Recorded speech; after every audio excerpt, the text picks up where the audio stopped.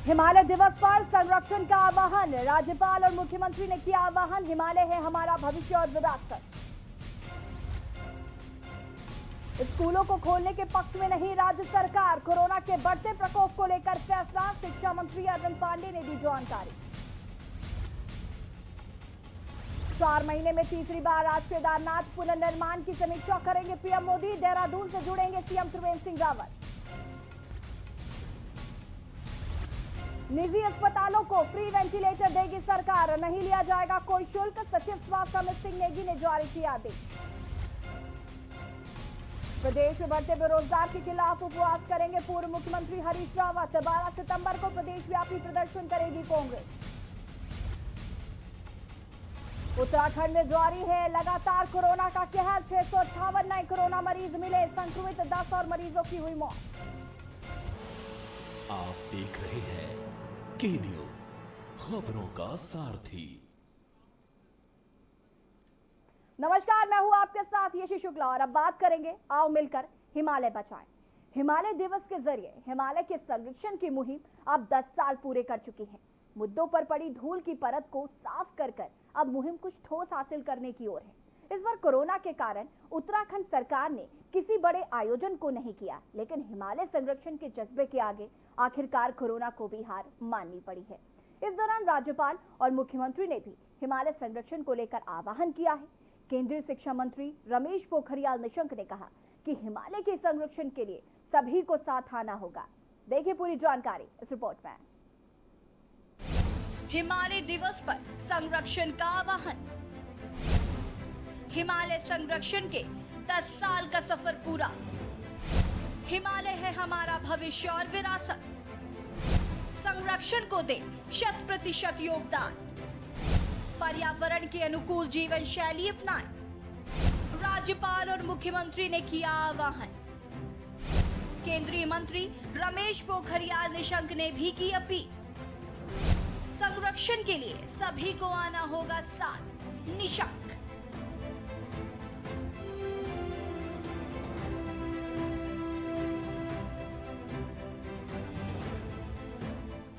सदियों से हिमालय को देश का अभेद प्रहरी माना जाता रहा है।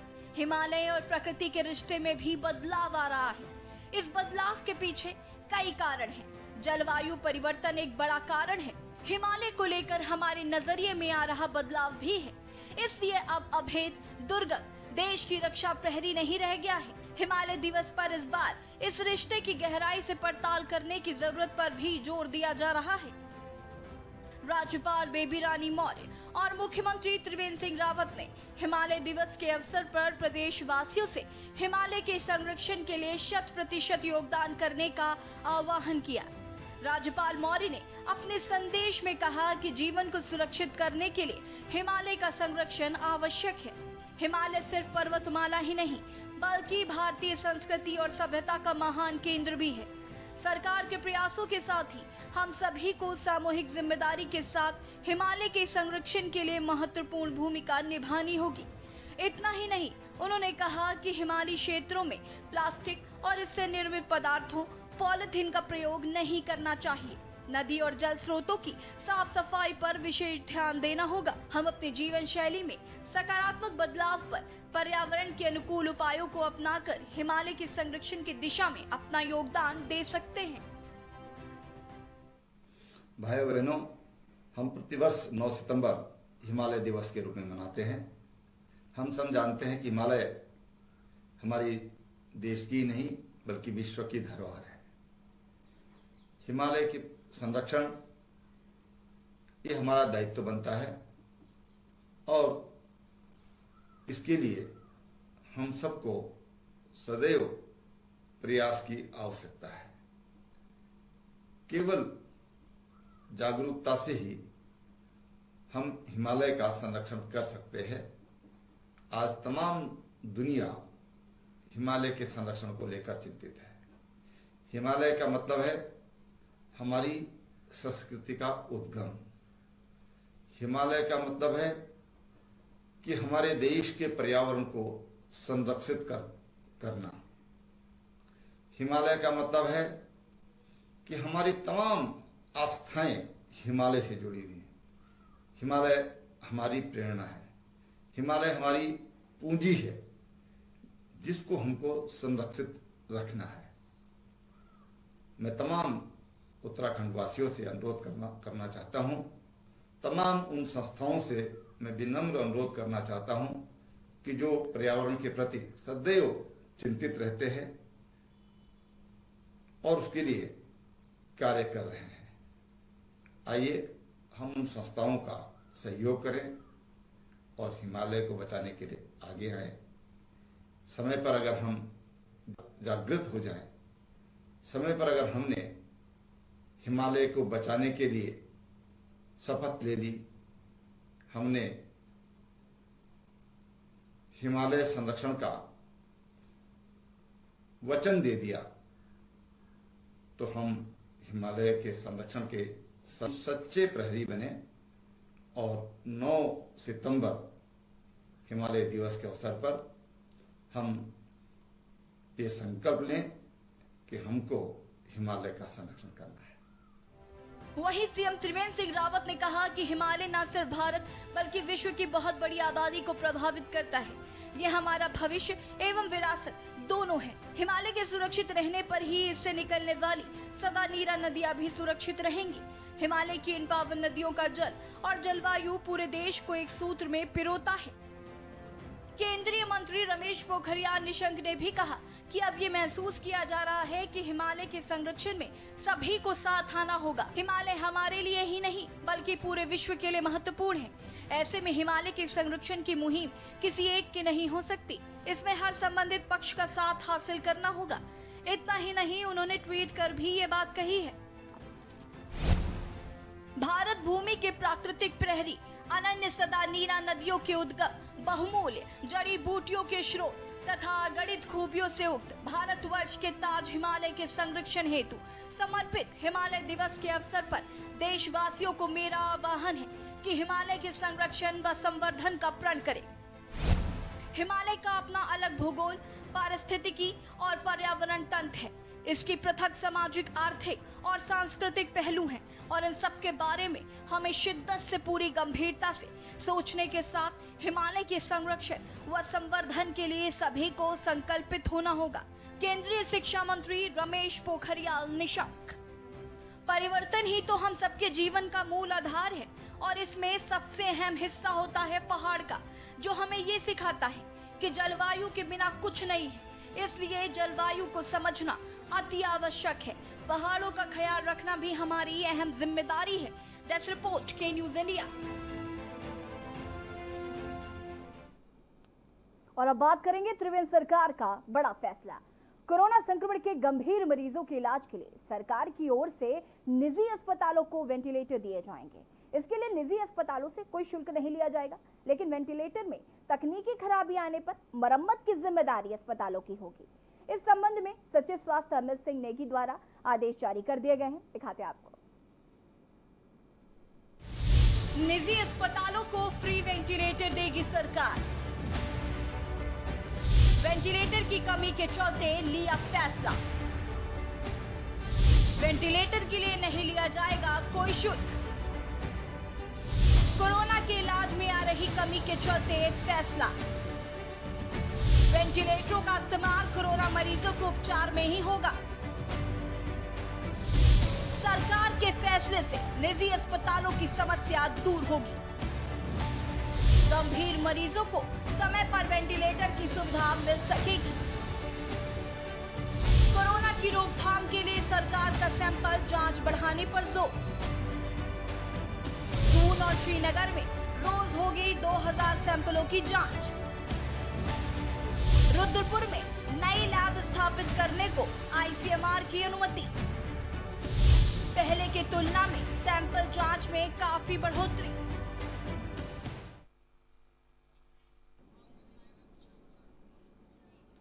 और अब बात करेंगे मौत के साए में गुजर बसर की।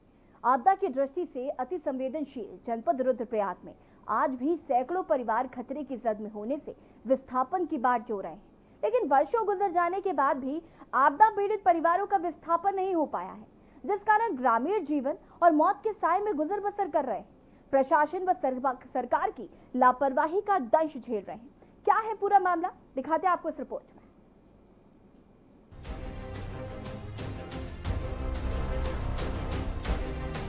रुद्रप्रयाग जनपद के दूरस्थ पुजार गांव के तोड़ी तोक के पांच परिवार मौत के साए में जीने को मजबूर हैं।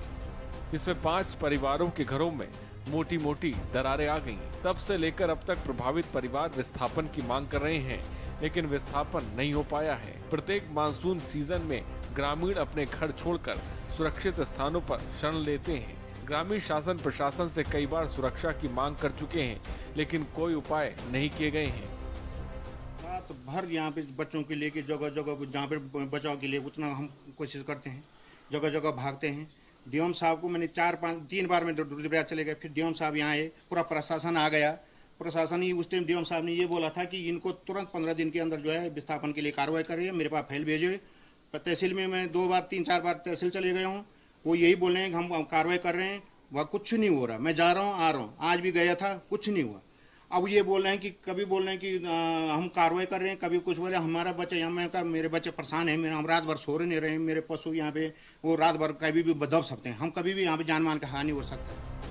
मामलाराम जगदीश भट्ट सहित अन्य आपदा पीड़ितों का कहना है कि वे वर्षों से विस्थापन और सुरक्षा की मांग कर रहे हैं, लेकिन आज तक उनकी मांग किसी ने नहीं सुनी, जिस कारण वे जीवन और मौत के साए में जीने को मजबूर हैं। बुजुर्गों और बच्चों को सबसे अधिक परेशानियां झेलनी पड़ती हैं। बरसात के समय तो दिक्कत अधिक बढ़ जाती है। घर बरसात के मौसम में लगातार नीचे धंस रहे हैं। ऐसे में किसी बड़ी दुर्घटना का खतरा बना हुआ है।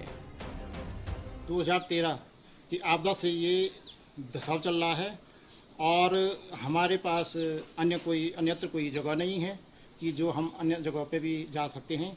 और यहाँ पर हम लोग भयभीत रहते हैं और रात भर हम लोग बरसात के समय में सोते भी नहीं हैं, क्योंकि हमें पता है कि ये धसाव ज़मीन है, कभी भी कोई घटना घट सकती है।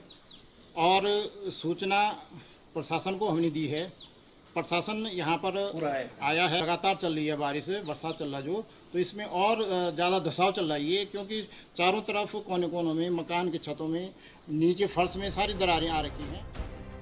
वहीं रुद्रप्रयाग के जिलाधिकारी वंदना सिंह का कहना है कि संबंधित अधिकारियों को निर्देश दिए गए हैं कि वे आपदा पीड़ित क्षेत्रों का भ्रमण करके प्रभावित परिवारों को मुआवजा और सुरक्षा का इंतजाम करें।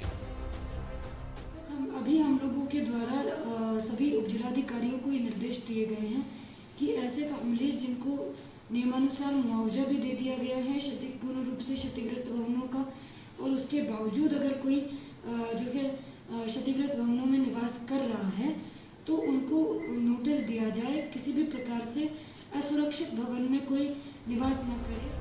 7 सालों से मुसीबतों का सामना कर रहे परिवारों के सामने बड़ी समस्या उत्पन्न हो गई है। जिलाधिकारी द्वारा आश्वासन मिलने के बाद अब इन परिवारों को उम्मीद की किरण दिखाई दे रही है। रुद्रप्रयाग से के न्यूज़ इंडिया के लिए रोहित डिमरी की रिपोर्ट।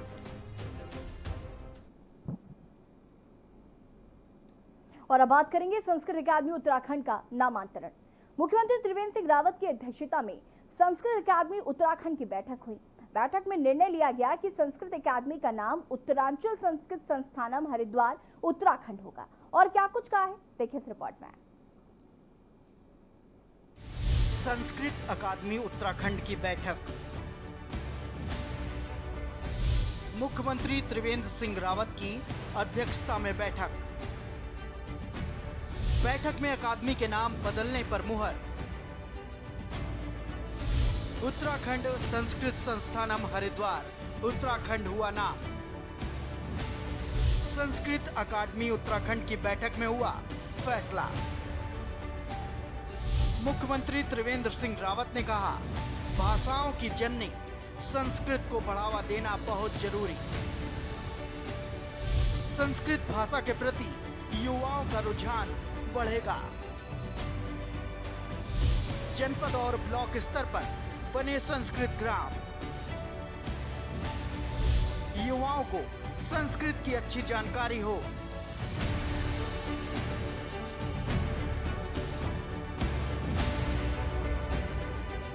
मुख्यमंत्री त्रिवेंद्र सिंह रावत की अध्यक्षता में संस्कृत अकादमी उत्तराखंड की बैठक हुई।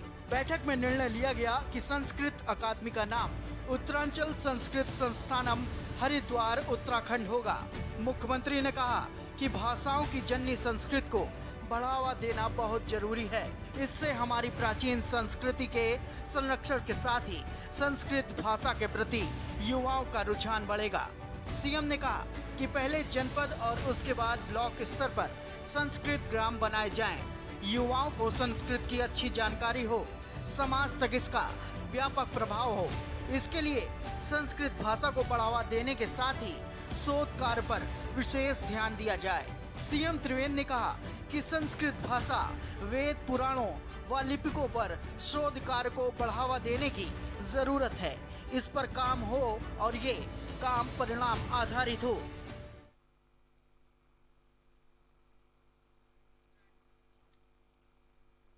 केंद्र सरकार द्वारा जारी की गई शिक्षा नीति को लेकर अब विद्या भारती प्रचार प्रसार में लग गई हैं। आज एक प्रेस वार्ता को संबोधित करते हुए विद्या भारती के प्रांतीय मंत्री रजनीकांत ने कहा कि विद्या भारती पूरे देश में 25,000 से अधिक विद्यालय चलाते हैं और छोटे से उत्तराखंड में भी 650 से अधिक विद्यालय विद्या भारती चला रही हैं। नई शिक्षा नीति का विद्यालय के ऊपर व विद्यार्थी के ऊपर संपूर्ण देश के अंदर इसका प्रभाव पड़ने वाला है। नई शिक्षा नीति में क्या बदलाव हुए हैं, क्या परिवर्तन हुए, लोगों को उसकी जानकारी देने के लिए विद्या भारती अब आगे आई हैं। विद्या भारती प्रतियोगिता के माध्यम से नई शिक्षा नीति का प्रचार प्रसार करने के लिए विद्या भारती पूरे देश में प्रतियोगिताएं करा रही हैं और इस प्रतियोगिता में 3 वर्ग रहेंगे, जिसमें कक्षा 9 से लेकर 12 तक के छात्र छात्राएं व दूसरे वर्ग में ग्रेजुएट छात्र छात्राएं व तीसरे वर्ग में सामान्य पुरुष भाग ले सकते हैं।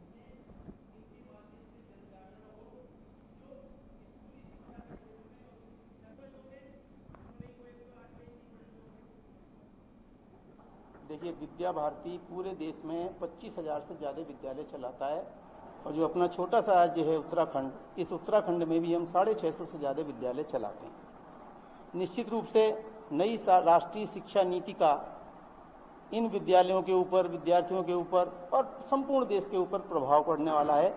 इसलिए नई शिक्षा नीति में क्या परिवर्तन हुए हैं, क्या बदलाव हुए हैं, या लोगों को उन परिवर्तनों और बदलाव के बारे में क्या जानना जरूरी है, इस दृष्टि से विद्या भारती आगे आई है और प्रतियोगिताओं के माध्यम से नई शिक्षा नीति का प्रचार प्रसार हो, इसकी हमने व्यवस्था की है। उत्तराखंड के शिक्षा विभाग के लिए इससे गौरवपूर्ण पल नहीं हो सकता जब उसकी लॉकडाउन में की गई अनूठी पहल को केंद्र ने भी सराहा है। इतना ही नहीं, ऑफिशियल ट्विटर अकाउंट से जारी ट्वीट में सिर्फ उत्तराखंड राज्य का ही जिक्र किया गया है। दरअसल राज्य शिक्षा विभाग ने लॉकडाउन में भी मिड डे मील का पैसा जरूरतमंद बच्चों के खातों तक पहुंचा दिया। इसके पीछे सचिव शिक्षा आर मीनाक्षी सुंदरम की प्लानिंग अहम रही है और यही वजह रही कि लॉकडाउन जैसी मुश्किल परिस्थितियों में भी 38 करोड़ रुपए जरूरतमंद बच्चों के खातों में पहुंच गए। सचिव शिक्षा आर मीनाक्षी सुंदरम ने बताया कि शिक्षा विभाग 2 तरीकों से पैसा बच्चों के भोजन के लिए देता है। एक पैसा वो खाद्य विभाग को देता है, जिससे अनाज खरीदकर स्कूलों तक पहुंचाया जाता है। दूसरा पैसा भोजन पकाने के लिए खातों में पहुंचाया जाता है। क्योंकि शिक्षा विभाग के पास पहले से ही खाते सभी बच्चों से संबंधित थे, लिहाजा पैसा सीधे बच्चों के खातों में भेजा गया ताकि मिड डे मील भोजन योजना की मूल भावना बनी रहे। बच्चों का ड्रॉप आउट रेट कम से कम हो, ये व्यवस्था सफल रही और आज आया ट्विटर पूरे विभाग को और प्रोत्साहित करने के साथ ही और बेहतर काम करने की दिशा में प्रोत्साहित करेगा। देखिए, जब लॉकडाउन हुआ था तो कई प्रकार की चीज़ों में लोगों को परेशानियां हो रही थी। उसमें एक ये है कि हम जब स्कूल खुला रहता है तो बच्चों को मध्याह्न भोजन देते हैं। मध्याह्न भोजन के 2 पर्पस होते हैं।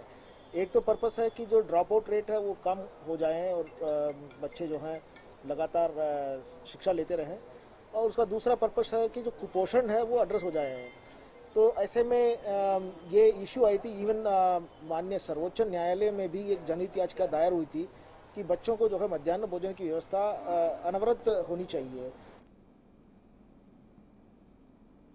उत्तराखंड में कोरोना के बढ़ते संक्रमण मामलों को देखते हुए राज्य सरकार फिलहाल स्कूलों को खोलने के पक्ष में नहीं है। शिक्षा मंत्री अरविंद पांडे ने कहा कि बच्चे भी सुरक्षित रहें और अभिभावकों के मन में भय ना हो। इसे देखते हुए स्थिति सामान्य होने के बाद ही स्कूलों के मामलों में सोच समझकर सरकार निर्णय लेगी। केंद्र सरकार की नई गाइडलाइन आने के बाद राज्य की परिस्थितियों को केंद्र में रखकर ही कोई फैसला लिया जाएगा।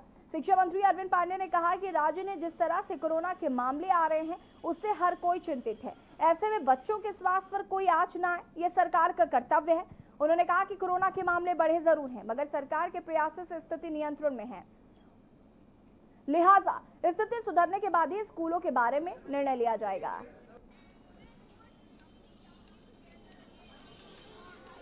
स्वैच्छिक रूप से अभी स्कूल नहीं चलेगा जब तक ये कोई स्पष्ट दिशा निर्देश नहीं आएगा, और सामूहिक रूप से सभी बच्चों के लिए जब तक हमारे शिक्षकों की व्यवस्था ना हो और सभी बच्चे एक साथ ना आए, चाहे हम सोशल डिस्टेंसिंग के माध्यम से बैठाएं, स्पष्ट निर्देश के पश्चात ही हम बड़े बच्चों को भी स्कूल लगाएंगे। नैनीताल स्वच्छता दिवस 2020 जो कि 18 सितंबर को नगरपालिका के बैनर के तले चलाया जाएगा। स्वच्छता अभियान को लेकर आयोजन कमेटी का एक शिष्टमंडल ने कुमाऊं आयुक्त अरविंद हांकी के साथ बैठक की, जिसमें नैनीताल स्वच्छता दिवस 2020 पर विस्तार से चर्चा की गई, जिसमें कोविड को देखते हुए छोटी छोटी टुकड़ियों में उचित दूरी का ध्यान रखते हुए सफाई अभियान चलाने और इस अभियान से बच्चों को जोड़ने के लिए एक ऑनलाइन चित्रकला प्रतियोगिता का एवं ऑनलाइन विचार गोष्ठी भी आयोजित करने का फैसला लिया गया। कुमाऊं आयुक्त द्वारा नगरपालिका व शिक्षा विभाग को स्वच्छता अभियान में सहयोग करते हुए स्वयं भी इस अभियान में भाग लेने की इच्छा व्यक्त की और नैनीताल के संपूर्ण नागरिकों को भी इस स्वच्छता दिवस में बढ़ चढ़कर हिस्सा लेने की अपील की। इसलिए मैं अभी आह्वान करूंगा, नैनीताल का एक पुराना इतिहास रहा, एक परंपरा रही है, काफी वर्षों तक ये परंपरा का निर्वहन नैनीताल की जनता ने किया है कि 18 सितंबर को पूरे नगर के अंतर्गत स्वच्छता को समर्पित हम लोग करते रहे हैं, जिसके अंतर्गत अलग अलग मोहल्लों में अलग अलग लोगों के दलों के द्वारा लोगों के बीच में जाकर के उन्हें स्वच्छता के प्रति आगाह करना, सचेत करना, उनका पार्टिसिपेटरी मोड पर स्वच्छता के अभियान चलाना, अल्टीमेटली नैनीताल ताल के संरक्षण, उनके संवर्धन के अंतर्गत स्वच्छता का एक बहुत महत्वपूर्ण कार्य तो है ही है। दुनिया भर के लिए पर्यटकों के लिए सरोवर नगरी नैनीताल आकर्षण का केंद्र रही। पर्यटक सीजन के अलावा वर्ष भर देश दुनिया के सैलानियों की आमद बड़ी को देखते हुए जिलाधिकारी सविन बंसल ने शहर में स्थित मेट्रोपॉल परिसर में व्यवस्थित पार्किंग निर्माण हेतु मौका मुआयना कर संबंधित विभागीय अधिकारियों से पार्किंग निर्माण हेतु प्रस्तावित भावी कार्य योजना कार्यों की जानकारी ली। उन्होंने लोक निर्माण विभाग के इंजीनियरों को निर्देश दिए कि भावी कार्य योजना में परिसर को स्थिर व व्यवस्थित पार्किंग स्थल के रूप में विकसित किया जाए तथा पार्किंग स्थल की सुंदरता पर विशेष ध्यान दिया जाए। उन्होंने मेट्रोपॉल पार्किंग को इलेक्ट्रॉनिक टिकटिंग, ऑटोमेटिक बैरियर सहित आधुनिकतम तकनीकी से युक्त पार्किंग स्थल के रूप में विकसित करने, पार्किंग स्थल पर्याप्त रोशनी की व्यवस्था, मैदान में पड़े अनावश्यक एवं बेकार सामान सहित मेट्रोपॉल में खड़ी अनाधिकृत गाड़ियों को तत्काल हटवाने के निर्देश दिए। जिलाधिकारी ने कहा कि पार्किंग स्थल की भूमि का अधिक से अधिक उपयोग पार्किंग के रूप में किया जाए। पार्किंग बनने से शहर में ही पर्यटकों को पार्किंग की सुविधा मिल सकेगी।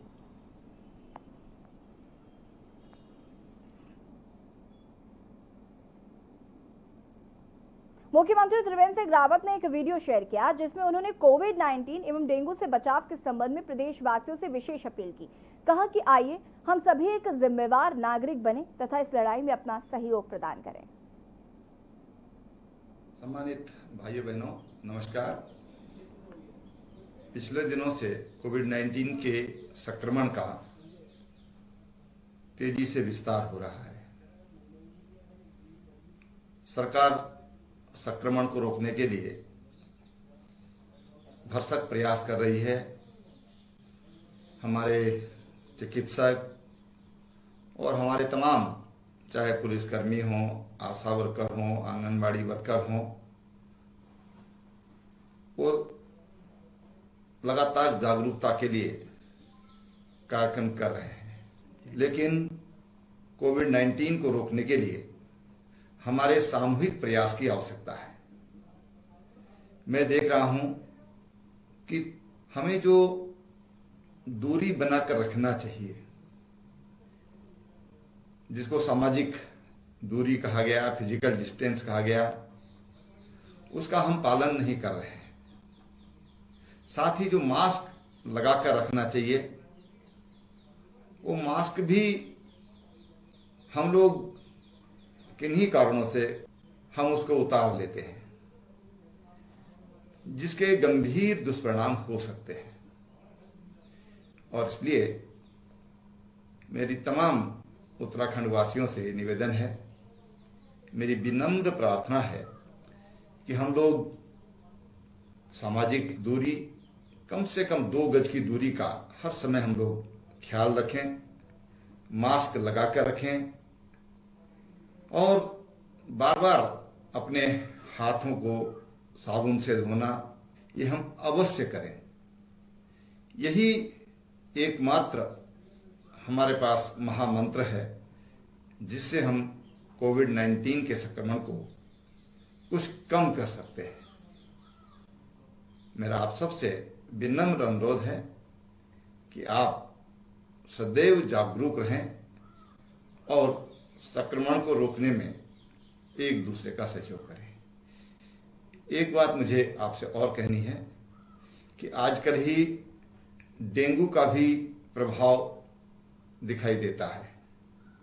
यद्यपि इस बार हम काफी सतर्क हैं और अभी तक उसके ज्यादा उसका प्रभाव देखने को नहीं आ रहा है, लेकिन ये सितंबर माह ये डेंगू मच्छर के लिए भी अनुकूल होता है और इसलिए हम अपने घर के आसपास पानी इकट्ठा न होना दें। घरों में गमले हैं, हम कूलर का इस्तेमाल करते हैं या पुराने बर्तन हैं, कई बार उनमें पानी इकट्ठा रहता है, हम उसको इकट्ठा न होने दें। तो हम इस माह यानी सितंबर माह, अभी लगभग 20-22 दिन और हैं, अगर हम सतर्कता बरतें तो हम डेंगू के प्रकोप से भी बच सकते हैं। आप स्वस्थ रहें और सदैव जागरूक रहें। कोरोना महामारी के चलते उत्तराखंड के उद्योगों पर भी इसका बुरा प्रभाव पड़ रहा है। अगर जल्द सरकार की ओर से कुछ कदम नहीं उठाए गए तो इंडस्ट्री एसोसिएशन का कहना है कि उत्तराखंड के करीब 30% उद्योग बंद हो सकते हैं। इंडस्ट्री एसोसिएशन के अध्यक्ष पंकज गुप्ता का कहना है कि कोरोना के चलते उद्योगों को कई परेशानियों का सामना करना पड़ रहा है। बाजार में डिमांड की कमी, इंडस्ट्री में अभी भी स्किल्ड मैन पावर वापस नहीं पहुंचने से उत्पादन पर बुरा प्रभाव पड़ रहा है। वहीं बैंकों की तरफ से भी ऋण नहीं मिल पा रहा है, जिससे उत्तराखंड के उद्योगों पर बुरा प्रभाव पड़ रहा है। इस दौरान उन्होंने राज्य सरकार से मांग करते हुए कहा कि सरकार को बैंकों के साथ बैठक कर आगे की रणनीति तैयार करे। लोकल इंडस्ट्री को बढ़ावा देने के साथ ही कई अन्य कदम उठाने होंगे। ऐसा न होने पर राज्य के 30% उद्योगों पर इसका बुरा प्रभाव पड़ सकता है।